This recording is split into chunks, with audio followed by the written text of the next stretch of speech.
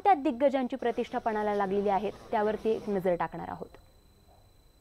तर आज राज्यात दुसऱ्या टप्प्यातील मतदान पार पडत असून आपण पाहतो श्रीनगरमधून नॅशनल कॉन्फरन्सचे फारुख अब्दुल्ला, त्याचबरोबर उधमपूरमधून भाजपचे डॉक्टर जितेंद्र सिंग, मथुरा इथून भाजपच्या हेमा मालिनी, तर सिकरी फतेहपूर इथून राज बब्बर निवडणुकीच्या रिंगणात आहेत। अनेक दिग्गजांचं भवितव्य आज ईव्हीएम मशीनमध्ये कैद होणार आहे। त्याचबरोबर कटिहारमधून काँग्रेसचे तारिक अनवर, थुतुकोडी इथून डीएमकेचे कनिमोझी यांची देखील प्रतिष्ठा पणाला लागली। चेन्नई सेंट्रल इथून डीएमकेचे दयानिधी मारन निवडणुकीच्या रिंगणात आहेत। त्याचबरोबर शिवगंगा इथून काँग्रेसचे कार्ती चिदंबरम हे निवडणुकीच्या रिंगणात आहेत।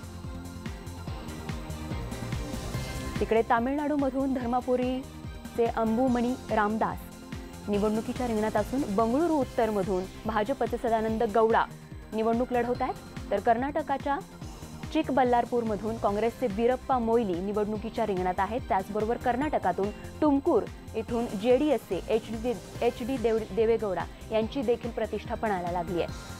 हे अनेक दिग्गज नेते मंडळी ज्यांचे आपण पाहतोय, या उमेदवारांचं भवितव्य जे आहे ते आज ईव्हीएम मध्ये कैद होणार आहे। त्यामुळे आज दुसऱ्या टप्प्यात होणाऱ्या मतदानाच्या दिवशी मतदार राजा कुणाच्या पारड्यात मत टाकणार हे पाहणं अत्यंत महत्त्वाचं ठरणार आहे।